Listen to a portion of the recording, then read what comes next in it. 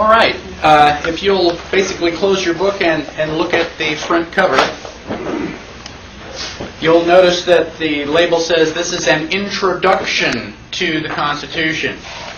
4th of July, we celebrated 225-year anniversary of the signing of the Declaration of Independence.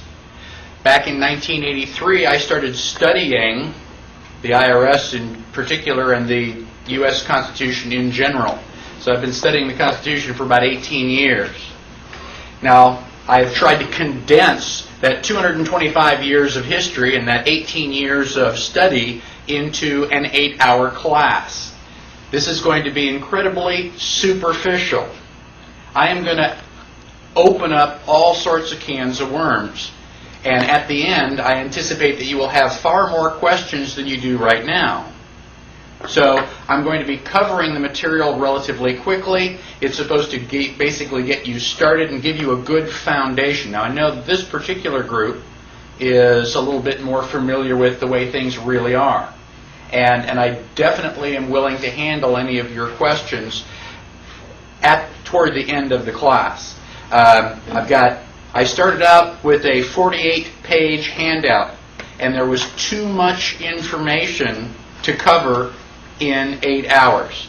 And so I added information. We're now up to 66 pages, if that makes any sense to anybody. So we are going to go through this relatively quickly, but this is, again, only an introduction, but it's an important foundation. Even those of you that are talking about, really important issues, maybe a little bit more sophisticated issues, it's always good to go back and reestablish what your foundation is. And then it makes your high-level arguments just that much more secure.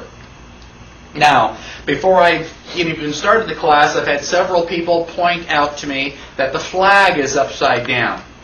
I am a lot of things. Dyslexic is not one of them. Anybody have any idea why the flag is upside down? Flag upside down usually means trouble. It's a distress signal, and it's an emergency, a sign of emergency. I have the flag upside down deliberately because, from my point of view, the United States is definitely in dire trouble. And the trouble stems from the fact that people living here in the United States have no idea what type of government they have. They don't know the difference between a democracy and a republic. They don't know what their rights are. And they are incapable of controlling Congress and keeping it within the constitutional box that they're supposed to be in. So the flag is upside down because I am very, very concerned. Now, in the back of the book, I have all sorts of little handouts. We will talk about those eventually. You're welcome to look at them. Those are all yours. We just did a quid pro quo exchange. You can do anything you want with them. But when I go through them, mine are in the same order that yours are. So if you don't want to be fumbling around looking for the new ones, you can kind of keep yours in the same order. Now, inside the front cover, you should have a copy of the Constitution. Many of you already have copies, but it would be totally inappropriate to teach a class on the Constitution without actually giving you a copy. One of the things that surprises most people is that it's so small. I mean, there's really not a lot here. And the purpose of the Constitution is to set up a form of government. Basically to establish the principles that are involved, not what the law actually says. So you could sit down and read the Constitution cover to cover in about 15 or 20 minutes. We're going to try to spend about 8 hours understanding it. Now, most of the page numbers that I reference will be in the handout. This is if you'll notice at the bottom of all the pages, I have Session 9. ICP 21 is my abbreviation for Introduction to the Constitution for Patriots of the 21st Century. And then it's Session 9. I've taught 8 of these classes before. Now that you have paid for this class, you can attend any of my future classes for free. There's a lot of information here, and some of it goes in one ear and out the other. So if you want to attend one of my future classes, you've already paid for it, just show. I mean, it'd be nice to let you know that you're coming, but you're not going to have to pay for it again. Just show up. All right? If you call me with questions on the phone, my first question to you is, which session are you looking at? I keep a copy of all of these documents because I keep adding information to it. And the page numbers change. So if you're asking me questions, I want to know which session you're on so that I can get my copy and we can literally be on the same page. If I say go look at page 22, that's where your answer is. I want your page 22 to be the same page 22. Right? So I print copies for each session that I teach, and it has your date there as well. Now, if you'll go to page 2, I have a tentative schedule. This is the schedule that I'm going to try to keep on. Now, if you have questions, please raise your hand. Frequently, I will, say, well, we're about to cover that, and I'll just put you off. I will answer questions, however, briefly. If I answer all of your questions during the day, we're never going to get finished by 6. So my goal is to try to get finished as close to 6 o'clock as possible, and then once we're formally finished, anybody that has prior commitments, they can leave. I promise to stay and answer questions as long as there are people here to ask. So we will just try to save those questions until the end. Whenever we reference the Constitution, I will hold up the book and so you know which page numbers we're talking about. Now, let's turn to page 3 and get started. I have a few quotes which hopefully explain why I am here, why I've driven all the way from Austin to be here today. The first quote is from Dr. Benjamin Rush. You probably have never heard of him, but Mr. Rush says, "Education is favorable to liberty. Freedom can only exist in the society of knowledge. Without learning, men are incapable of knowing their rights. And where learning is confined to a few people, liberty can neither be equal nor universal." So you have to know your rights before you can protect them. And he said that in 1786. Another person that you have heard of, I'm sure, is Daniel Webster. And Daniel says, "I apprehend no danger to our country from a foreign foe. Our destruction, should it come at all, will be from another quarter. From the inattention of the people to the concerns of their government. From their carelessness and negligence, I must confess that I do apprehend some danger. I fear that they may place too implicit a confidence in their public servants, and fail properly to scrutinize their conduct. That in this way they may be made the dupes of designing men, and become the instruments of their own undoing. Make them intelligent, and they will be vigilant. Give them the means of detecting the wrong, and they will apply the remedy." So my purpose here is to try to make you intelligent. I'm not going to tell you what to do or which congressman to write to. I'm just going to take the Constitution and show you what the Constitution says. I will ask you to read it for yourself. And then we will draw our own conclusions about what Congress can and cannot do. And then when you sit there somewhat shocked and stunned, then you can decide how to fix the problem. Now, many of you have never met me. Some of you have seen me give a short presentation before. Let me tell you up front that I am an iconoclast. Now, an iconoclast is defined as a breaker or destroyer of images, one who attacks cherished beliefs and traditional institutions as being based on error or superstition. Unfortunately, most of what you think you know about the United States is wrong. How many people here know that the Declaration of Independence was signed on 4th of July, 1776? Everybody who raised their hand is wrong. Okay? The Declaration of Independence was authorized by the committee on the 4th of July. They took it out and had 28 copies made, and eventually it was signed by August 2nd. And you can come up and read the document here that gives you that information. A small piece of trivia, perhaps it doesn't mean anything, but having the Declaration of Independence signed on the 4th of July is something that we've all just taken for knowledge, for truth. And it's not.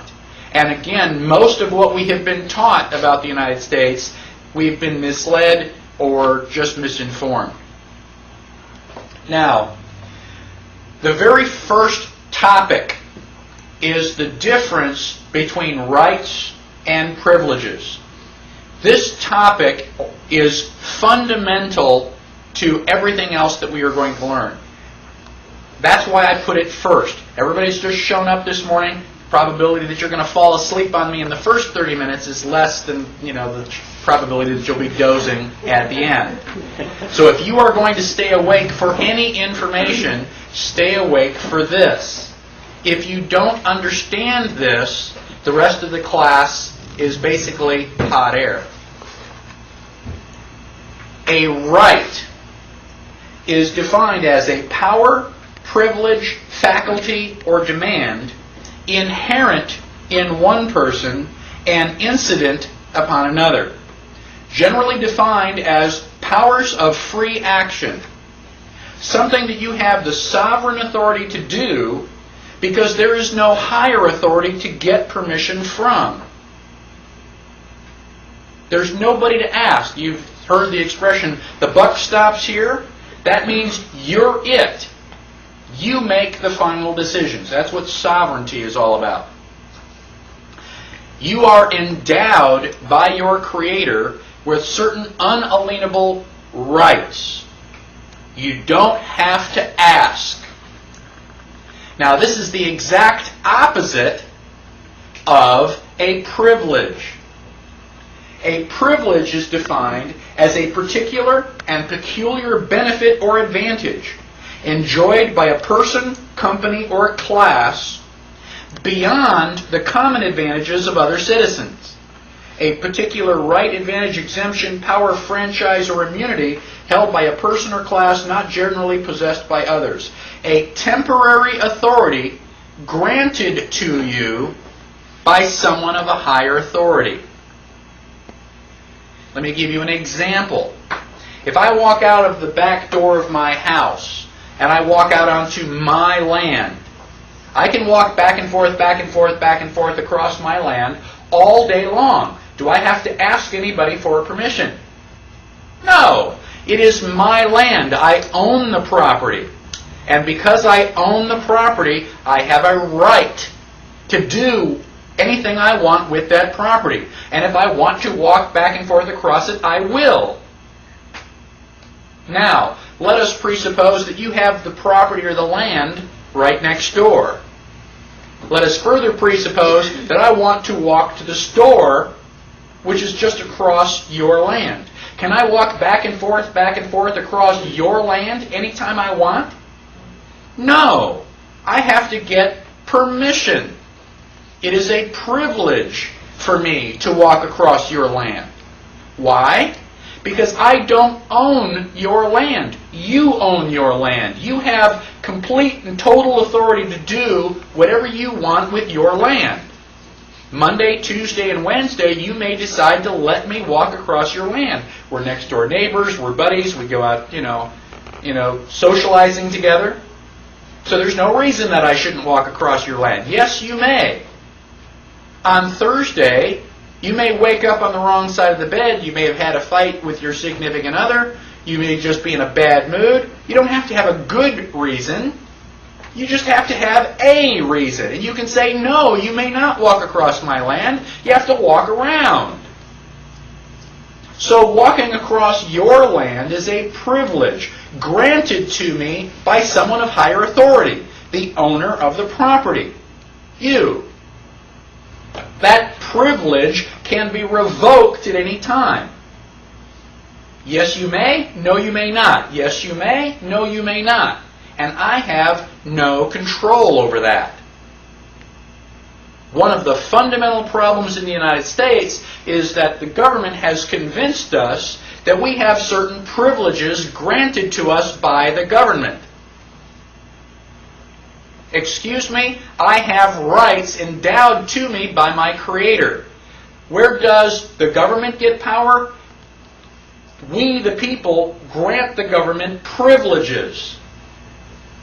The power comes from us and goes to government, not the other way around. Now, there are some important sublayer concepts with rights. One of which is that rights are derived from property. In my example, I can walk back and forth across my property because it's my property. I can do anything I want if I own it. So anytime you get into a dispute as to who's got the right to do this, that, or the other thing, the real question that should be asked is, who owns the property? If you can identify the owner of the property, the question answers itself. The owner of the property can do whatever they want. Now, we frequently hear the phrase, constitutional rights. I hate that phrase. Stop using that phrase. Do not say constitutional rights. The reason that I hate that phrase is because constitutional rights sounds like the Constitution grants us rights. If you are granted something, is it a right or a privilege? It's a privilege. It is impossible to grant someone a right. It's a contradiction in terms. It's like a round square. It's the opposite. Like jumbo shrimp. You just cannot have a right which is granted. Now, there is a second concept that, let me continue on this property. You have a right to life. Where does that right to life come from? Well, property. Who owns your body? I hope it's you. What are you if someone else owns your body? You're a slave. So, basically, if you are not a slave, then you own your own body. Can you do whatever you want with your body? Yes. Now, is smoking good for you? No, that's pretty much, okay. But if you want to put a cigarette in your mouth and smoke it, it's your body. Do what you want. It's not up to me to tell you what to do with your property. I don't recommend it. But you're the property owner. Now, John Adams said, the moment the idea is admitted into society that property is not as sacred as the law of God, and that there is not a force of law and public justice to protect it, anarchy and tyranny commence. The law of property is the most important law. Period. Even a 2-year-old understands property. Mine. Mine. That's mine. They don't understand it well, but they do understand that owning property is important. And as we get older, somehow we lose sight of that fact. We need to be just a little bit more like a 2-year-old to go, that's mine. And we have to be willing to defend that property. Somebody jumps into your car and starts driving away, what do? Say, oh, gosh, I better call the insurance company. Or do you chase after them and try to get your car back? It's your property. Now, Most of you do not own half the things that you think that you own. There is a concept known as allodial title.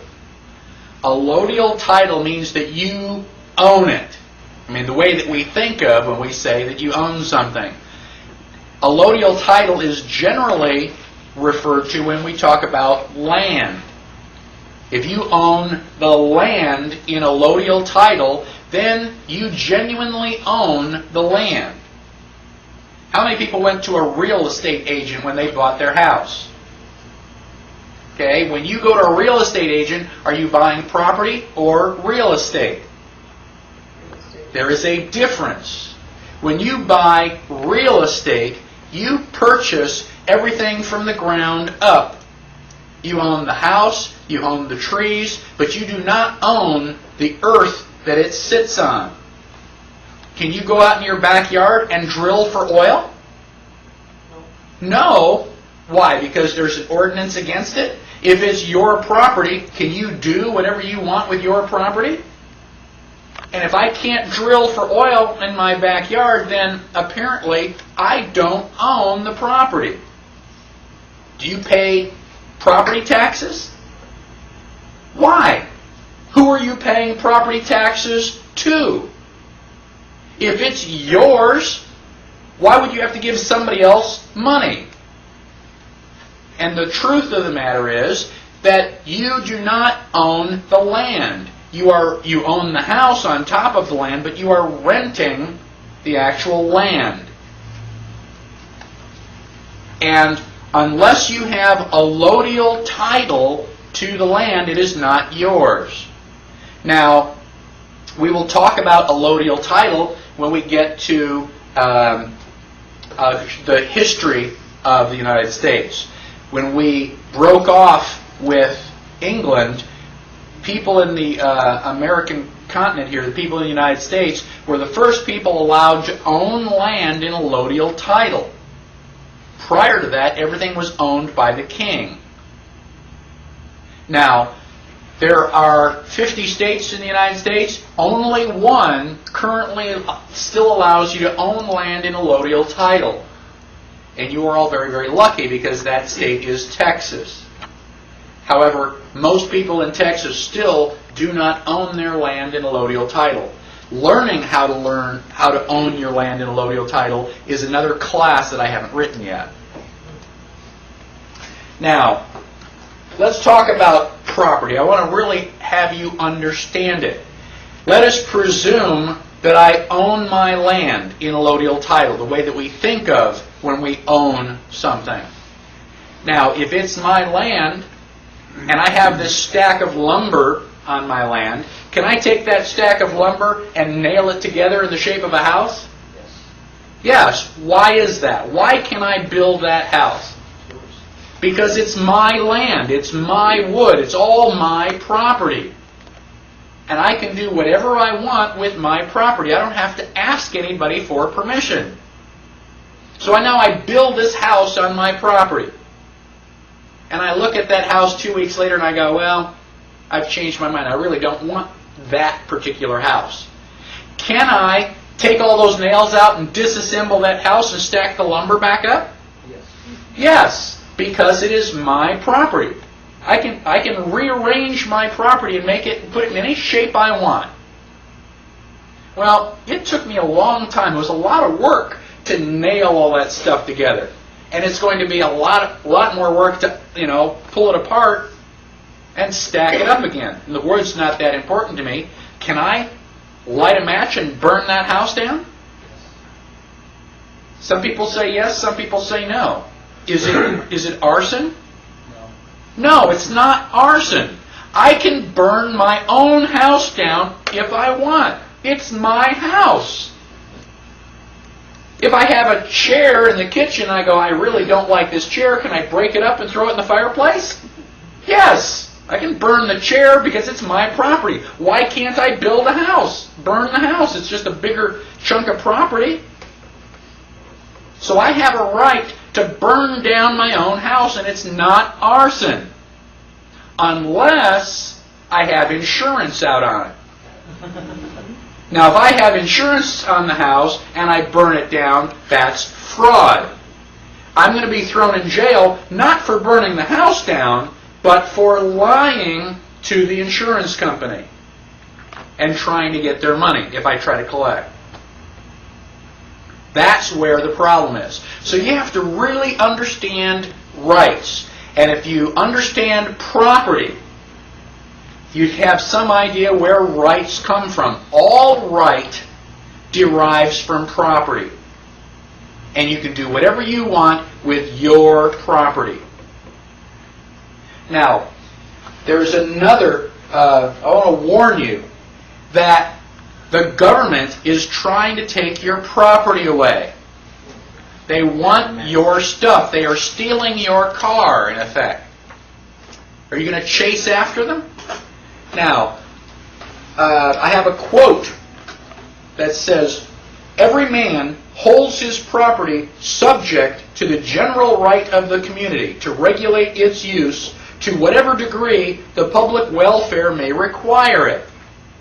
What does that mean? Like, okay, it's your house, and we're going to let you have that as long as it's okay with us. We're going to vote on whether or not you can build the house. We're going to vote on whether or not you can burn the house down. Who's in charge? You? I thought it was your property. Guess who said that?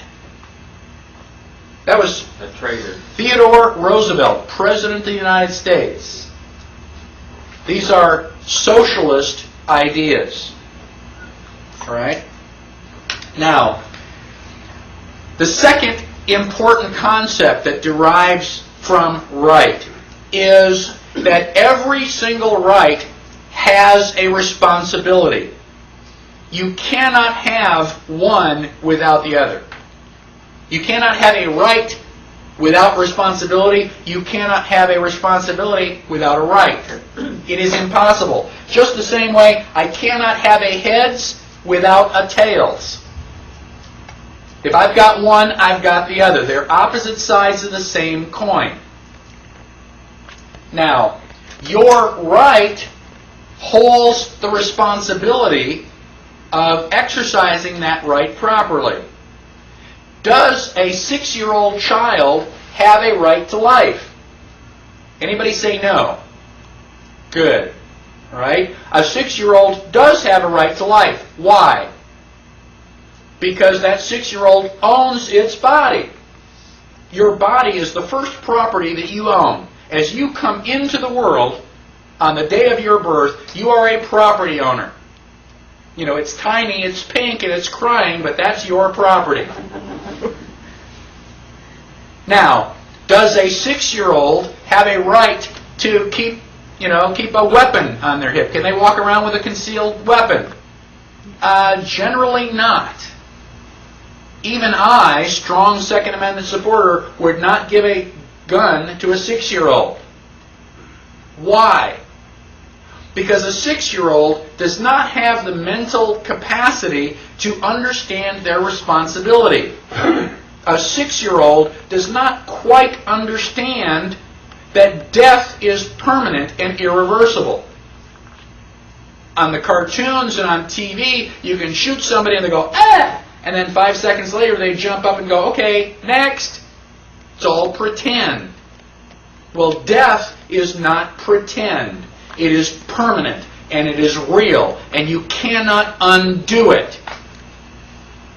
So if you are walking around with a gun and you are capable of taking someone else's life, you better not make a mistake. A 6-year-old is not smart enough to make those decisions. So we deny the 6-year-old the right to exercise carrying a gun and exercising the Second Amendment. It is not because that child is not an American. So, every right that you have has a responsibility. If you go into a theater, everybody says that it's against the law, that your freedom of speech is limited and you cannot yell fire in a crowded theater. Wrong! You cannot yell fire in a crowded theater if there is no fire. Why? Because you are responsible for all those people running out of the theater, tripping over each other, breaking their legs, and maybe getting hurt. You are also responsible to the theater owner for all the money that he lost when those people didn't get to see the movie. And you are responsible to each of those people for the money that they paid to see the movie, and you interrupted it, by exercising your freedom of speech. Now, if you are in the theater and all of a sudden you look under the seats and you see a fire, are you violating, anybody's rights by going, "Fire"? No, you could be a hero. You can actually get everybody out of the theater and save everybody's life. So yelling "fire" in a theater is not a limitation on your First Amendment rights of freedom of speech. What is a limit is your responsibility not to hurt anybody physically with what you say. Now, if I say, "Gosh, you're really ugly," did I hurt your feelings? Perhaps. Have I, extended or overextended my right to freedom of speech? No. I have a freedom of speech to say anything I want, even if you don't like it. That's what freedom of speech is all about. We're going to talk more about that when we get to the Bill of Rights. This topic is all about rights and privileges. A right you don't have to ask. A privilege somebody else of higher authority is giving you permission. And you have to understand what are rights and what are privileges. Rights derive from property. Do you have a right to walk into a restaurant and say, "I'm hungry, feed me," for free? Do you have a right to eat? No. You have a right to eat if it's your food. If it's your property, you can put it anywhere you want, even down your throat. But you do not have a right to anyone else's property. That is a contradiction in terms. If it's not your property, you don't have a right. So you cannot go into a restaurant and say, "Feed me for free," because the food is not your property. It belongs to somebody else. Do you have a right to free health care? No. Where does their health care come from? Are you going to walk into a doctor's office and say, "Cure me for free"? No, somebody's got to pay that doctor. You want somebody walking into your office and saying, "Okay, I want you to provide service to me for free"? You wouldn't do it. So why would you go into somebody else's office and demand service for free? You say, "Well, I'm not demanding service. The doctor's getting paid." By who? Well, the government or the insurance company pays the money. Really? Where does the government and the insurance company get their money? From somebody else. So do you have a right to somebody else's property? No, not even if the government is giving it to you. So you do not have a right to health care. You do not have a right to your children's education. You do not have a right to anybody else's property. You only have a right to your property. If you worked for it, you built it, you acquired it, this is mine. I worked for it. It is not yours. And that's where rights draw the line from property. Anytime you have a question about rights, ask yourself who owns the property. Does anybody have any questions on property, rights, or privileges? So when are you going to have your allodial title class? How close are you to having that thing ready? Not very close. I'm doing research. I do have books that tell me how to do that.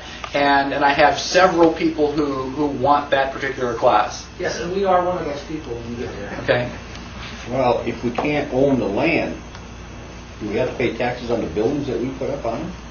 Or just the land? Now, you own the buildings. Right. Once you have paid for the buildings, you've paid for the buildings, and that's, you get the title to the buildings. But you don't own the land, which is why they are able to continually collect taxes from you. Yeah, but they tax the buildings on the land. Only until it's paid off. Once you've paid it off. My parents own their own home, and the bank note is gone. That brick house belongs to my parents. Now they can dig it up and take it with them. That's fine, but they do not own the land that house Unless you sits put on. up a shed. Whose land are you putting the shed on? No. It's not your land. Unless you can show me a allodial title to the land, it's not your land. So they're charging me for that building I'm putting on that land? They're charging you rent for putting that building on their land. And they base the amount of rent by the quality of the building on it. Well, they can base that rent on anything they want. It's their land. They don't have to have a good reason. They say, well, you got white hair, so this week people who have white hair pay a 10% increase. They just make the reasons look good. They invent reasons that sound plausible, and we go along with it. But you do not own. If you're paying property taxes, you do not own the land. This is another fallacy that we've had. We've taken that for granted for so long that we don't even question it anymore. Let me give you paying taxes because I don't know any better? Yeah. If I know better, I don't have to pay taxes? Basically, that's true. Will they explain it to me then, that it's because I don't No, know it? the government is not doing anything for your benefit. So they are not going to help you at all. In fact, they are going to make your life as miserable as possible. And they are very good at that.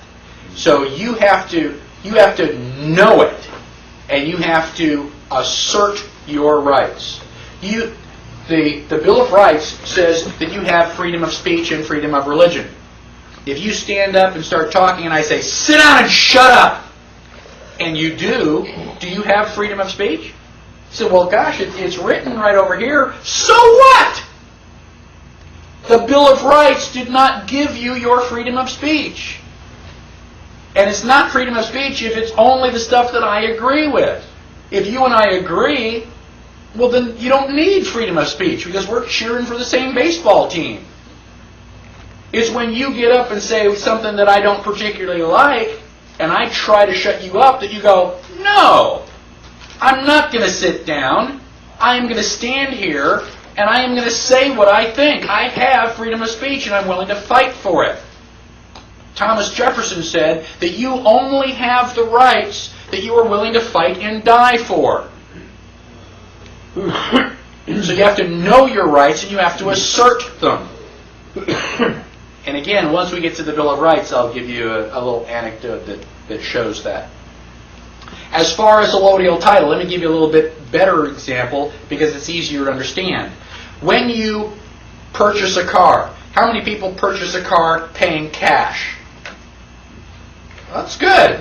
If you can pay cash for a car, that's great. Did you also get the manufacturer's statement of origin?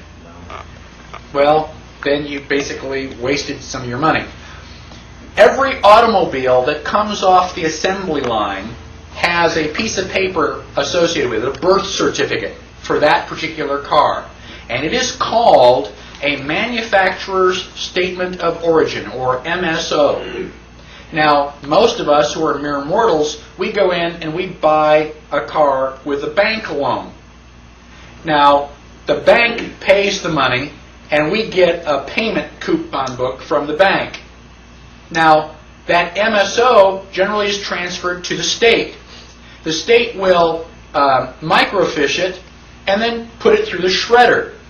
So the MSO no longer physically exists, it's just on film. Now, you spend 3, 4, or 5 years paying off the car. Most of us, eventually get that far. And now, it's your car, right? What does the bank send you? They send you a certificate of title. If I give you a gift certificate, do you have the gift or do you have a piece of paper that represents that gift? You just have the piece of paper. You have to go someplace and turn in the gift certificate in order to get your gift. Well, if I give you a certificate of title, do you have the title or a piece of paper that represents that title? You have a piece of paper. You are co-owner of that car. Who else is the owner? The state. Now, let's pretend you and I are friends. We go out Saturday and we buy a car together. You put down $10,000, I put down $10,000, we buy this car. And well, you go ahead and drive it first. You take the keys. So now you take the keys, you drive it, put gas in it, change the oil, and you've got it all year. I never got a chance to drive the car. Don't you think you should pay me money for my half of the car? Don't you think you should pay rent for driving around my two wheels? Yeah. So does the state. The state is co-owner of your car. They're going to let you drive it. They're going to let you put the oil in it and leave the trunk cluttered with all of your stuff. But they are co-owner and they want rent. It's called registration. That's why you have to pay a registration fee every year, because you are paying the state, rent on their part of the ownership of your car. Now, if you go into a car dealer with $20,000 in cash and say, I will buy that car and I want the manufacturer's statement of origin, I have no idea what their reaction is going to be. They're probably going to stutter a lot. But I know people who have actually gotten the manufacturer's statement of origin. It is now their car. They own it in a allodial title, 100%. They do not register it. They do not pay taxes on it. Nothing. It's theirs. Somebody have a question? The only way you'll get that in the state of Texas is you'll have to sign a statement stating that you first of all have to have an out-of-state address or out-of-country address, and you have to sign a statement stating that you're exporting the car out of the state. Otherwise, a dealer, I don't care how much cash you give him, he's required by his law of being a dealer, actually his agreement for being a dealer in the state of Texas is another whole issue, not to give you that. So the easiest way to do it is if you live in Texas, is go to Arkansas or go somewhere else and buy it, like Jim Farmer did. He has the certificate on his car. Then bring it back to Texas? Bring it back to Texas and you don't have to put nothing on it. Wow, let me get it here. So when we talk about property, most of us don't really understand ownership. Possession is one thing, but possession is only 9/10 of the law. You need ownership in order to have complete control. Can you just send off to the state with a certificate and say, I want mine? I don't think that will work. I've tried to do that with California, and I'm still struggling with that issue. I don't know anybody personally who has managed to do that after the fact. Everybody that I know who has done it has gone and purchased the car brand new off the lot. I tried that. I sent a registered letter to the state stating that they had obtained the car I bought. I'm the second owner, and I sent them an affidavit declaring pretty much what you said, and stated that they had obtained ownership, had obtained the manufacturer's statement of origin through a constructive fraud, and I demanded that they send me the complete file that they had on that automobile, and that if they did not assert a claim within 30 days, that they would no longer have a claim on it. And what they did was they sent me a letter back saying that they did not care to accept my invitation to a debate. was what they said. But basically, they gave up, as far as I'm concerned, they gave up their claim to it when they refused to assert one. But they did not send me not even copies of their documents. Right. And that's one of the ways that you've got to handle it. You have to understand the law well enough to be able to assert it and to win it. And they may not have sent you the paperwork, but I don't think that they're going to come back and try to repossess the car or anything. I'd be really surprised if they did. This, again, is the most important concept of the entire class. Property, rights, and privileges. If you don't genuinely get it, please ask questions, because everything else that we talk about is based on this fundamental principle. Would you have a defense for not having a license plate if you got the manufacturer's statement of origin? Yes, and then you went down and tried to register it, but you wouldn't give it to the state, and therefore they wouldn't give you a license? Why would you register it? Well, to try to comply with their laws, I guess. Why would you try to comply with their laws? Well, so that I would have an excuse or a reason for... Why do you need an excuse? Well, wait just a minute. If a police stops me and tries to give me a ticket, then I can say, I did try to register it. I did try to get license plate. That's my defense. A better defense is that you don't need a driver's license. You don't need But a license. they don't understand that. If you have the manufacturer's statement of origin, that's all you need.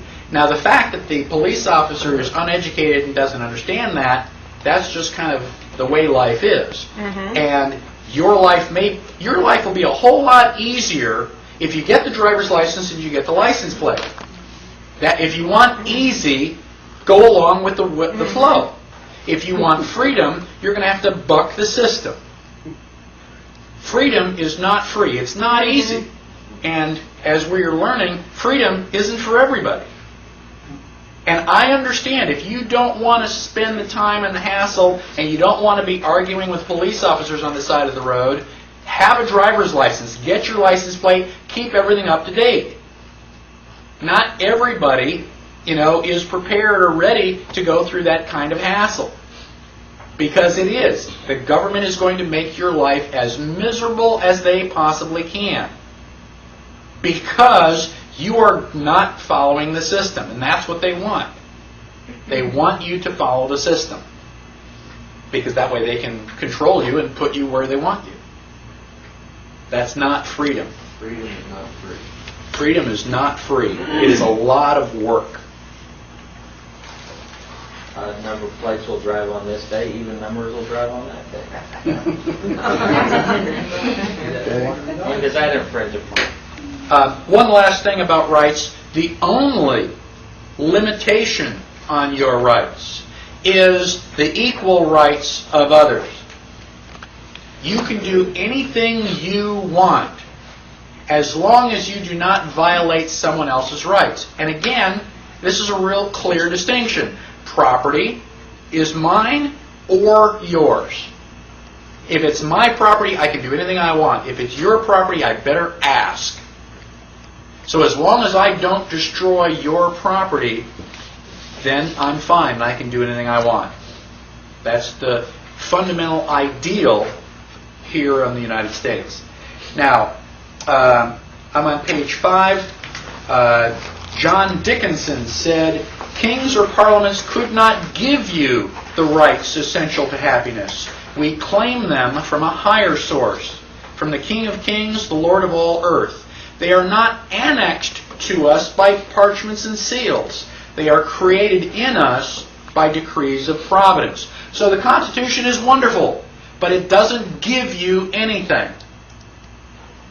Now, in I believe this is a Supreme Court case called Hale versus Henkel, the Supreme Court said that the individual may stand upon his constitutional rights as a citizen. He is entitled to carry on his own business in his own way. His power to contract is unlimited.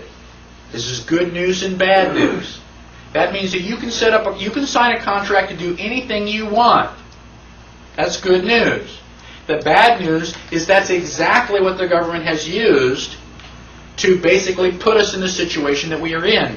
You have signed contracts with the government that you are not aware that you have signed.